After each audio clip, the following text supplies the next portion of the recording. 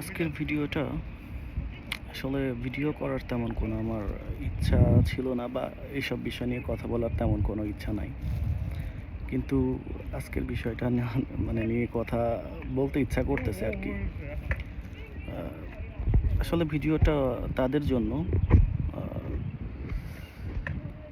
বাংলাদেশের cute and emotional কিছু public আছে, তাদের জন্য।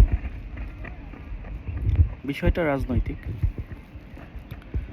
তো নিউজে দেখতেছি আর কি, যশোরের যশোরের এক ছাত্রলীগ নেতা, সে জুলাইয়ের পরে যে কোনো একটা বিষয় নিয়ে আটক হয়েছে আর কি। তো আজকে কি গতকালকে তার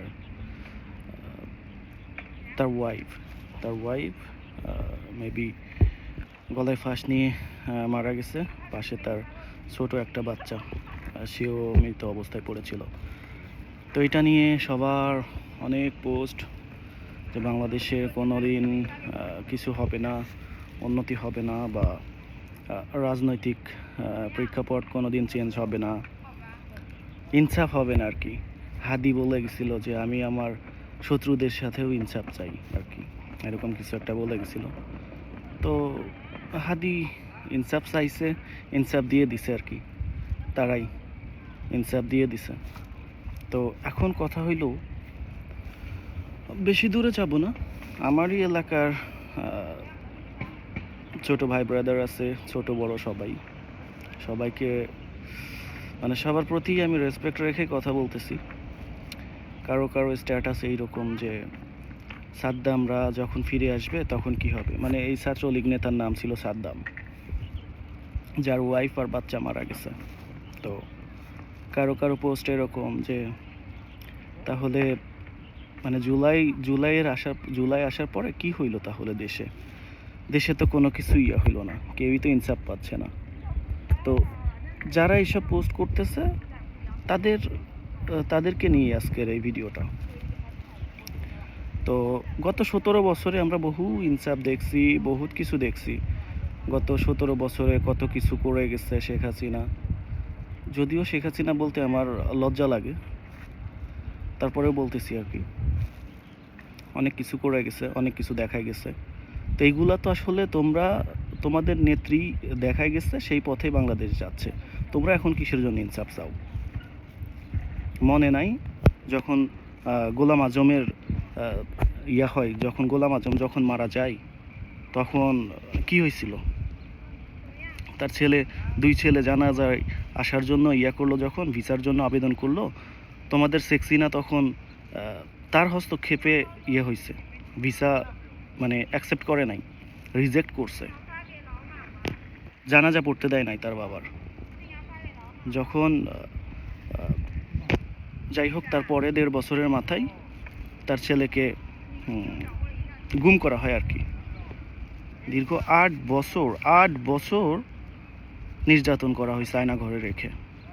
এটা গেল গোলাম আজমের বিষয়।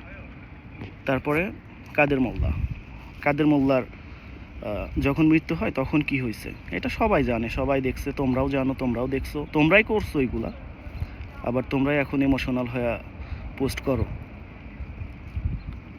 কাদের মোল্লা জানাজার সময় যুবলীগ ছাত্রলীগের কুত্তারা তার জানাজারিয়াতে হামলা করে আর কি। গায়েবানা জানাজার সময় সারা দেশে, আবার যখন গায়েবানা জানাজা চলতেছিল সারা দেশে গ্রেপ্তার চালাইছে। তার পরিবারের 11 জন সদস্যকে গ্রেপ্তার করছে, 11 জন। মীর কাসেমের কি ছিল, জানাজার টাইমে কি হয়েছে। তারপরে সাকা চৌধুরীর যখন দাফন হয় তখন কি হয়েছে। সাকা চৌধুরীর ছেলে সে বলছিল যে সে তার বাবার গোসল দেওয়াবে আর কি, সেই সুযোগটাও দেয় নাই। লাশকে গোসল দেওয়ানোর ইয়াটাও দেয় নাই।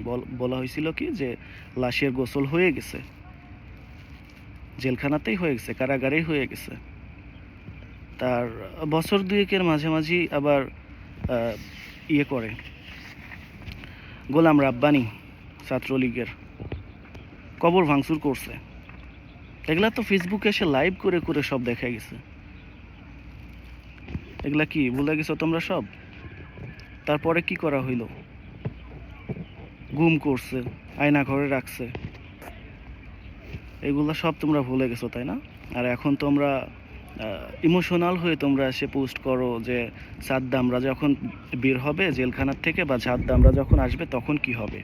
এগুলা কি ভুলে যাবে? বা এগুলা তো তোমরাই শিখাই গেছো, এগুলা তোমরাই শিখাই গেছো, তোমাদের নেত্রী শেখাই গেছে। এখন পর্যন্ত তোমাদের নেত্রী, অবৈধ নেত্রী, সেই ইন্ডিয়াতে বসে বসে যেসব কথাবার্তা বলে যে দেশে আসবে, দেশে আসার পরে সবার হিসাব নেবে, সবাইকে আবার মারবে, এই করবে সেই করবে। জুলাই কি করছে ভাই?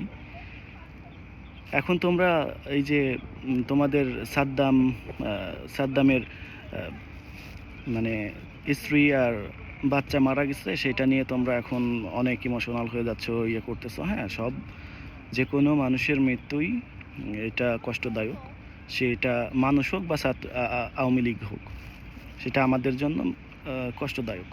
কিন্তু এইসব ইমোশনাল পোস্ট করে বা ইয়ে দেখায় লাভ নাই যে যখন সাদ্দামরা ফিরবে তখন কী হবে। তোমাদের ফিরতে বহুত দেরি আছে। তোমাদের নেত্রী ভাই, তোমাদের নেত্রী ওইখানে বসে বসে তোমাদের ইয়ে দেয়, সে সেভ এক্সিট নিয়ে গেছে, নিয়ে চলে গেছে, নিয়ে যে ওখানে বসে বসে তোমাদের ভিডিও কলে তা এই যে এতদিন না বলতে তোমরা যে ভাই ইমোতে যে সংসার ঠিক রাখা যায় না, এতদিন বিএনপি ইয়াকে নিয়ে বলতে তোমরা, বিএনপিকে নিয়ে বলতো যে ভিডিও কলে সংসার ঠিক রাখা যায় না, এর একটা দেশ চালাবে কেমনে। তো এখন তো তোমাদের সেই অবস্থা হয়ে গেছে।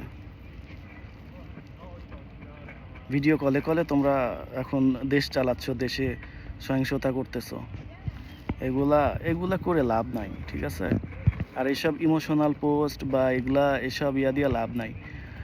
ভিডিও করতাম না আমি তো, সবাই দেখি এগুলো এটা নিয়ে পোস্ট করতেছে, এই জন্য ভিডিওটা করলাম যে সবাইকে রিপ্লাই দেওয়ার থেকে একটা ভিডিও করে দিই, যাদের যাদের দরকার দেখে নেবে।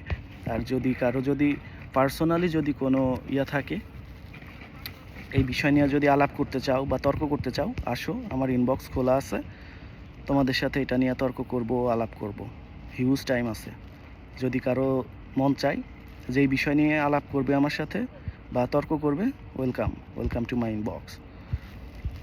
তো আর স্যালুট সেই সব সুশীলদের যারা আজকের এই সাদ্দামের ওয়াইফ এবং বাচ্চার মৃত্যু নিয়ে যারা ইমোশনাল হয়ে গেছে, সেই সব নেতাকর্মীদের স্যালুট।